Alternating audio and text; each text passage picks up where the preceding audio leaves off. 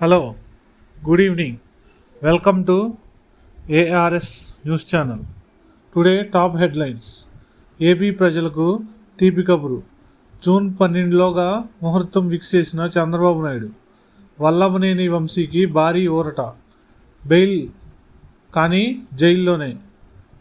Soumya Reddy YCP మాజీ ఎమ్మెల్యేతో viral video. Heroine clarity. AP ప్రభుత్వానికి కేంద్రం తీపి కబురు. మోడీ పర్యటనకు ముందే భారీ శుభవార్త. ఆర్సీబీ వర్సెస్ ముంబై బౌలర్లను ఉతికిపారేసిన ఆర్సీబీ బ్యాటర్స్. భారీ టార్గెట్ ఫిక్స్. ఏపీ ప్రజలకు తీపి కబురు. జూన్ 12 ముహూర్తం ఫిక్స్ చేసిన చంద్రబాబు. ఆంధ్రప్రదేశ్ ముఖ్యమంత్రి నారా చంద్రబాబు నాయుడు మరో కీలక నిర్ణయం తీసుకున్నారు. జూన్ 12 నాటికి వాట్సాప్ ద్వారా అన్ని పౌర సేవలు అందించాలని నిర్ణయించారు. ఆర్జీజీఎస్ మీద సమీక్ష నిర్వహించిన చంద్రబాబు జూన్ 12 కట్ల వాట్సాప్ గవర్నెన్స్ ద్వారా పౌర సేవలు అన్ని అందించాలని ఆదేశించారు. ప్రస్తుతం 254 రకాల పౌర సేవలు మన మిత్ర ద్వారా అందిస్తున్నామన్న అధికారులు 500 సేవలు అందించేందుకు వీలుందన్నారు. ఈ నేపథ్యంలో డిజిటల్ రూపంలో అందించేందుకు అవకాశం ఉన్న అన్ని సేవలు వాట్సాప్ ద్వారా అందించాలని చంద్రబాబు ఆదేశించారు.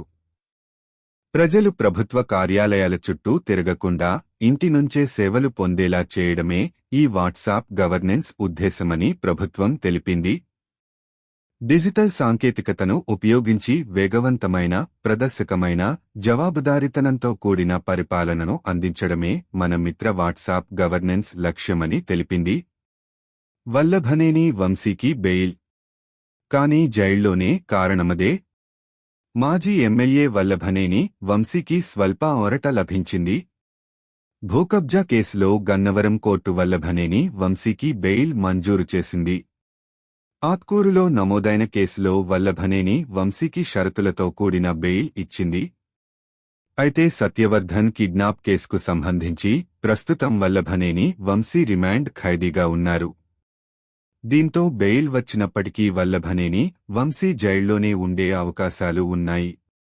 మరోవైపు సత్యవర్ధన్ కిడ్నాప్ కేసుకు సంబంధించి పోలీసులకు కీలక సమాచారం అందినట్లు తెలిసింది. ఈ కేసులో నిందితుడిగా ఉన్న వల్లభనేని వంశీ ముఖ్య అనుచరుడు కొమ్మా కోటేశ్వరరావు నేపాల్లో ఉన్నట్లు తెలిసింది. ఆయనతో పాటుగా మరికొంతమంది నేపాల్లో ఉన్నట్లు సమాచారం. సత్యవర్ధన్ కిడ్నాప్ కేసులో వల్లభనేని వంశీతో పాటుగా 12 మంది నిందితులుగా ఉన్నారు. వీరిలో కొంతమంది ప్రస్తుతం విజయవాడ జైల్లో ఉన్నారు. కొమ్మా కోటేశ్వరరావు సహా మరికొంతమంది పరారీలో ఉన్నారు. వీరి కోసం పోలీసులు గాలిస్తున్నారు. ఈ క్రమంలోనే భూకబ్జా కేసులో బెయిల్ వచ్చినప్పటికీ సత్యవర్ధన్ కేసులో వల్లభనేని వంశీ మోహన్ జైల్లోనే ఉండే అవకాశం ఉంది. సుమాయా రెడ్డి వైసీపీ మాజీ ఎమ్మెల్యేతో వైరల్ వీడియోపై హీరోయిన్ క్లారిటీ. సోషల్ మీడియాలో తనపై తప్పుడు ప్రచారం జరుగుతోందని హీరోయిన్ సుమయ మండిపడ్డారు. వైసీపీ మాజీ ఎమ్మెల్యే తోపుదుర్తి ప్రకాష్ రెడ్డికి తనకి రిలేషన్ ఉందని తప్పుడు ప్రచారం చేస్తున్నారని ఆగ్రహం వ్యక్తం చేశారు. తోపుదుర్తి ప్రకాష్ రెడ్డికి తన కుటుంబానికి సన్నిహిత సంబంధాలు ఉన్నాయని తెలిపారు.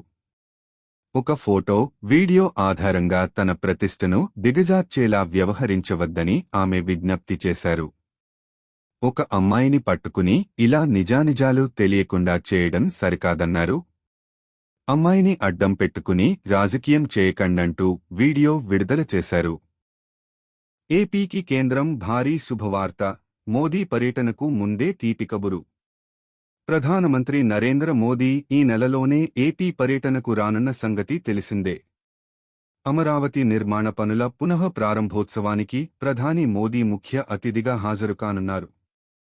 ఈ కార్యక్రమం ఈ నెల 3వ వారంలో ఉంటుందనే వార్తలు వస్తున్నాయి. అందుకు అనుగుణంగానే అమరావతిలో ప్రధాని పర్యటనకు చకచకా ఏర్పాట్లు జరుగుతున్నాయి. అయితే ప్రధాని మోదీ ఏపీ పర్యటనకు ముందే రాష్ట్రానికి భారీ శుభవార్త అందింది. కేంద్ర ప్రభుత్వం నుంచి ఆంధ్రప్రదేశ్కు భారీగా నిధులు విడుదల అయ్యాయి. ఆంధ్రప్రదేశ్కు కేంద్ర ప్రభుత్వం శుభవార్త వినిపించింది. రాజధాని అమరావతి నిర్మాణానికి సహకారం అందిస్తామని బడ్జెట్లో చెప్పిన కేంద్రం ఆ మేరకు నిధులు విడుదల చేసింది. అమరావతి నిర్మాణానికి 4,285 కోట్ల రూపాయలు కేంద్ర ప్రభుత్వం విడుదల చేసింది. అమరావతి నిర్మాణం కోసం ప్రపంచ బ్యాంక్, ఆసియా డెవలప్మెంట్ బ్యాంక్ నిధులు ఇచ్చేందుకు ముందుకు వచ్చిన సంగతి తెలిసిందే. ఈ క్రమంలో ప్రపంచ బ్యాంక్, ఆసియా అభివృద్ధి బ్యాంక్ నిధుల నుంచి 25% నిధులను, వీటికి అదనంగా తన వాటా కింద 750 కోట్ల రూపాయలను కలిపి కేంద్ర ప్రభుత్వం మొత్తం 4,285 రూపాయలు విడుదల చేసింది. అమరావతిలో టెండర్ల ప్రక్రియను దాదాపుగా పూర్తి చేసిన ప్రభుత్వం త్వరలోనే పనులను మొదలుపెట్టనుంది. ఈ నేపథ్యంలో ముందస్తుగా నిధులు ఇవ్వాలంటూ సిఆర్డీఏ కేంద్ర ప్రభుత్వాన్ని కోరింది. సిఆర్డీఏ వినతి మేరకు కేంద్ర ప్రభుత్వం ఈ నిధులను విడుదల చేసింది. ముంబై బౌలర్లను ఉతికారేసిన ఆర్సీబీ బ్యాటర్లు. భారీ టార్గెట్ ఫిక్స్. ఐపీఎల్ 2025లో ముంబై ఇండియన్స్తో జరుగుతున్న మ్యాచ్లో రాయల్ ఛాలెంజర్స్ బెంగళూరు జట్టు భారీ స్కోరు చేసింది. ఈ మ్యాచ్లో టాస్ ఓడి బ్యాటింగ్కు దిగిన ఆర్సీబీ నిర్ణీత 20 ఓవర్లలో 221 పరుగులు చేసింది. జస్ప్రీత్ బుమ్రా, ట్రెంట్ బౌల్ట్ లాంటి బౌలర్లు ఉన్నా ఏమాత్రం బెదరని ఆర్సీబీ బ్యాటర్లు పరుగుల వరద పారించారు.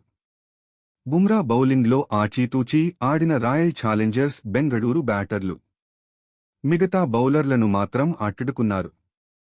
ఈ మ్యాచ్లో టాస్ గెలిచిన ముంబై ఇండియన్స్ కెప్టెన్ హార్దిక్ పాండ్యా ఆర్సీబీకి బ్యాటింగ్ అప్పగించాడు.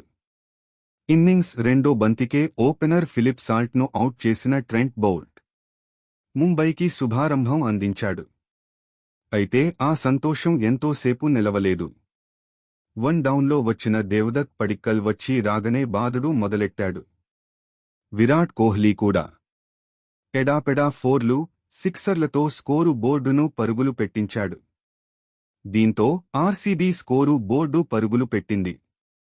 ఓ దశలో 8.5 ఓవర్లలో 95-1తో నిలిచింది. పడిక్కల్ 22 బంతుల్లో 37 రన్స్, విరాట్ కోహ్లీ 42 బంతుల్లో 67 రన్స్ అవుట్ అయ్యాక కెప్టెన్ పాటీదార్, జితేష్ శర్మ బాధ్యతలు తీసుకున్నారు. లియామ్ లివింగ్స్టోన్ డకౌట్గా వెనుదిరిగాడు. పాటీదార్ 32 బంతుల్లో 64 రన్స్ స్కోరు చేశాడు. జితేష్ శర్మ 19 బంతుల్లో 40 రన్స్ చేసి నాటౌట్గా నిలిచాడు. దీంతో నిర్ణీత 20 ఓవర్లలో ఆర్సీబీ 5 వికెట్ల నష్టానిక 221 రన్స్ స్కోరు చేసింది.